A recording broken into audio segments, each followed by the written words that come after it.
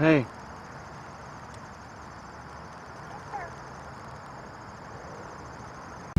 What's going on, folks? This is Coma 1980 of Dire Consciousness Films. And before I get to the topic at hand, I just want to briefly talk about the film and some upcoming videos. First, the film is moving. It's still moving a little slow, but it's moving, so hopefully it'll be done soon. And that's about all I got to say about that. I don't want to give too much information out until I have something more concrete for you guys. But basically, still shooting, almost got another scene done, and it's a little slow because there's a lot of stuff going on right now for me, so it'll be out soon though. So that's it for that. As far as new videos coming out, I was supposed to put some makeup videos. I promised some makeup videos, so those will be out in the next couple days. I have a couple things in the works, and I'm gonna actually shoot something today too. Now, to the topic at hand, DLC. For those of you who don't know what DLC is, DLC stands for downloadable content, and it's basically you buy a video game for $60 now, and you play it, and then eventually, what the company does, who owns the game, is most games now actually, after a certain amount of time, or sometimes even day one, they'll drop what's called DLC, downloadable content, and basically it can range from extra story, it could be new modes, new characters, things of that nature, just more content for you to enjoy. Now, my beef, or well, let me give you some background on my history with DLC. I always thought in my early days of gaming that something like DLC would be great. I didn't come up with the concept, but I always thought it'd be awesome to continue playing more of the same game in new ways, new levels, things like that.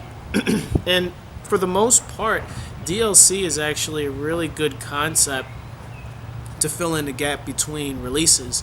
Now, my experience with DLC didn't come about until I owned an Xbox 360, and one of the first pieces of DLC that I ever bought was for a game called Fallout 3, and the first hunk of DLC that I ever got was, I believe it was called Broken Steel, and it was an extension of the ending of the game, and it was about 8 hours or so worth of content, and I bought it on sale on the shop, on the Xbox's arcade shop or whatever, and it was great. I thought it was awesome. I think I paid $5 for it, and I thought it was awesome. I thought it was great. It was about, like I said, 8 hours worth of content. Now, the thing with DLC is that although I've had some really good experience with some DLC, another example would be Red Dead Redemption's Undead Redemption DLC, which I thought was awesome. There was a lot of stuff in there, a lot of content, and I think I got that on sale too. But in other words, it's also, that particular DLC was worth full price. I just happened to get it on sale. My thing with DLC is, though, there's a fine line between what's worth getting it and what's not. And I'm seeing a lot lately, really in the last, actually, to be honest with you, since the concept of DLC, since I actually knew what DLC was, I've been seeing a lot of crap. And I won't get into any specifics because it's pretty much across the board, maybe with a game or two. But for instance, I see a lot of fighting games where they charge you for new skins. For those of you who don't know what a new skin is, it's basically like a costume. And they'll charge you anywhere from a couple dollars to, I don't know, maybe $5-10 for a few costumes and stuff. And I have a problem with that, to be honest with you. I think it's a ripoff. I think it's bad for the industry. I think it's just, it's pretty lame. And some companies have gone so far as to lock in downloadable content in the game that you can't access unless you purchase it. And I thought that was kind of bullshit too, because you know, Capcom has done that with some of their fighting games, I believe. You know, if I'm paying $60 for a game and there's content locked onto the disc that I can't access to until I pay more money, that's lame. That's bullshit. In my opinion, DLC should be something that honestly shouldn't be worked on until after the game comes out. Just you get feedback from your consumers or the fan base, and then you make a fresh new DLC according to what people want. Really, honestly, I think it's kind of deceptive to create some downloadable content prior to releasing a game. And that's the thing. For me, in a perfect world, DLC would be something that would require some feedback from the fans, and the company would go back into development, create something fresh, and release it and charge you accordingly, and not overcharge you. Really, I mean, it boggles my mind to see how some of this stuff is just, they're pretty much taking advantage of people who are willing to shell out any amount of money for this kind of stuff. I don't really get it. It's really kind of just stupid in my opinion, and it doesn't help that people keep buying this stuff. Do you really need more costumes? Do you really, it used to be that this stuff would be part of the game. You play the game and then you beat it, and then you can unlock some of this stuff. I know that it's a different world now, and then people got to make money, but at the same time, you don't have to charge insane amounts of cash for some of this stuff that's just kind of like really charging for something like this. I mean, Gears of War would have skins for the guns. I mean, you barely even see a gun on the character, and they have DLC to change, the way the gun looks. Not give you a new weapon or anything like that. Just put some camouflage on it or something like that. It's just goofy. And honestly, the people who are most at fault at this are the people who are paying for it. I mean, there's really no. I don't understand what the desire is for some of these fans to have to go and get this DLC. It just doesn't make any sense to me. And I'm seeing a lot of pretty bad implementations of something that could have been great. For instance, they're now, and I think they're taking this from the mobile space, where I noticed there's some DLC for Mortal Kombat X, for instance, where you can pay $20 and you have access to their crypt, without having to unlock it, doing it regularly. So they give you the option of unlocking this thing called the crypt, which is basically, for lack of a better term, a mode where you earn points as you play the game, and then you can use those points as currency, and you can unlock things like, I'm assuming, costumes and artwork and whatever. But it takes a long time to unlock everything. So they gave you the option of paying $20 and it unlocks it for you. And I think that's kind of bullshit because, first of all, why does it take so long to unlock it in the first place? It seems kind of like a ploy. We're going to let you do it on your own, but we're going to make it impossible to complete it in any kind of reasonable amount of time, but you get to pay $20 if you want to unlock it all.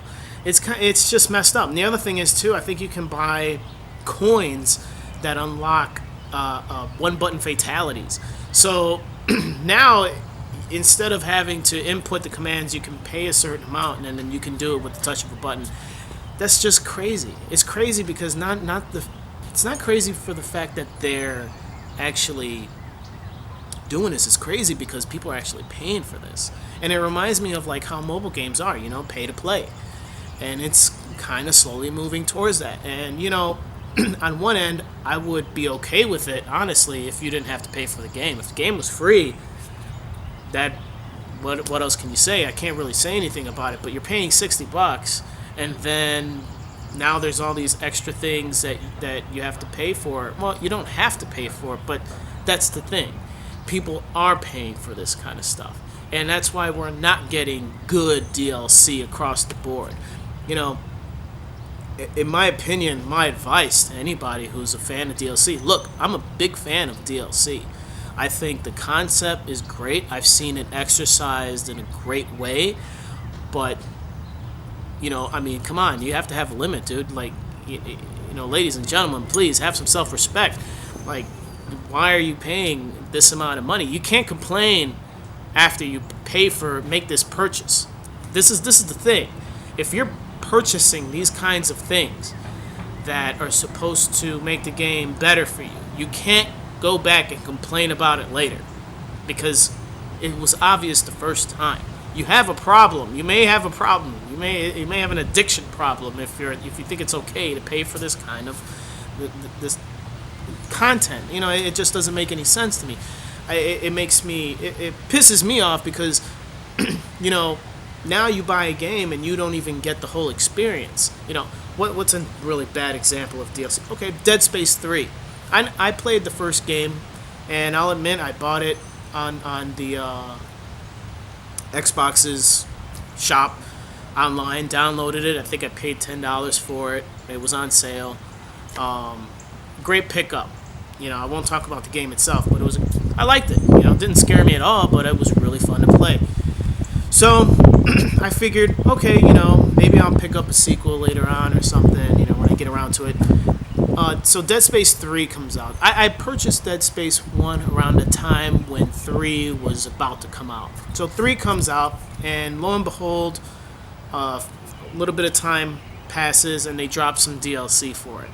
And I read the review, or actually, that's not true. I saw a video review on it, and basically what the individual was saying was the DLC was a story-based DLC, which means it either adds to the story already told in the game or tells some backstory, something of that nature. Anyway, it was the epilogue for the game. Pretty much, you find out what happens to the characters after the end of the game, and I along with the reviewer, I was like, this is just, what the fuck is going on? So you're telling me that if I paid money for this game, if I bought Dead Space 3, I paid $60 for an incomplete game? Is that what you're saying? And then now I have to pay another $10 or whatever it was so I can get the ending? That makes no fucking sense. That's fucked up. That is so fucking stupid. I don't know what to say. I don't know how well Dead Space 3 did. I don't know how many copies it sold. I don't know how many people purchased the DLC. But the fact that they did that tells me that somebody bought that shit. And shame on you for purchasing something that should have been included in the game. I mean, this is my biggest issue with gamers, not just game companies, but mainly gamers, is that, you don't take a stand for shit. I mean, come on. When you're getting ripped off, normally, from my understanding and my upbringing, when you get ripped off, you get pissed off, and you go and get your money back. Or you raise hell, but you don't put more money into the company. It's like I said in my other video. I have my 3DS right here. I bought a lot of games for this, and I got upset because of some of the crap that they did, some of the fact that they didn't fix my game console, and I'm never buying another Nintendo product, or I'm not buying another game for this, and I haven't, and I'm not going to. I bought what I bought. I'm gonna enjoy what I have, but that's it. There is no coming back. I mean, Nintendo would have to go above and beyond for me to even consider going back to them. And honestly, part of that begins with doing something about what they did to me with this. I'm not jaded. I'm angry. I value my money, and I think it's lame.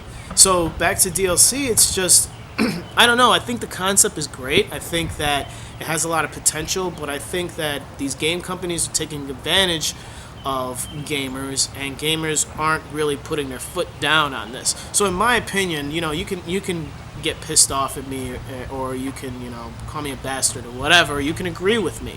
And this isn't every gamer. There's a lot of people who feel the same way. And again, I don't shun all DLC either. There is some DLC which I feel like is worth it. So my advice is to, before you purchase any kind of DLC, make sure you're getting something that's worth it. Don't succumb to peer pressure or whatever it may be to purchase something that's not worth it. really think about your purchase. Think about what you're doing, and think about what precedent you're setting by doing this. Because making these purchases is what makes these people continue to release crap. They're going to keep doing this because we keep putting money into their fucking pockets. I mean, at this time, I'll tell you right now, it's May 18th, 10 a.m. I'm doing this video, and Mortal Kombat X's online is still laggy as hell. We gotta put our fucking foot down, dude. Ladies and gentlemen, dudes, dudettes, whatever. We really have to start, standing up for ourselves and showing our worth. So that's my advice. I mean, I am a little angry about this whole concept about what's going on with this because, I feel strongly about it. I don't like getting ripped off. I don't like seeing people get ripped off. And I have purchased DLC that I regret. And I have done some of these things where I've purchased crap and I regret doing it, but I learned a valuable lesson from it. So that's my advice really on that. And it sucks because there are a lot of companies doing the right things. There are some companies giving out free content, and there are some companies who are giving out really good DLC, and I recommend purchasing that. Even if you don't want it, just to show support, just to show precedent, because these companies are going to look at that and they're going to say, well, you know what, we're not going to be able to get away with doing this, so let's start giving them more. Even if it's a little bit more, let's start showing that you give a fuck about the money that you're putting into your hobby. And don't feel compelled to have to purchase something that's not really worth it. Do you really need that costume? Do you really need that extra music, that extra level? If it's gonna be overpriced? No, you don't. No. Don't get bogged down by wanting to. It's okay to support a company that you like, but it's one thing if it's an indie company, and it's another thing if it's a multi-million-dollar gaming studio. I don't even see that from indie games. I didn't see any Fez DLC that was like some reskins.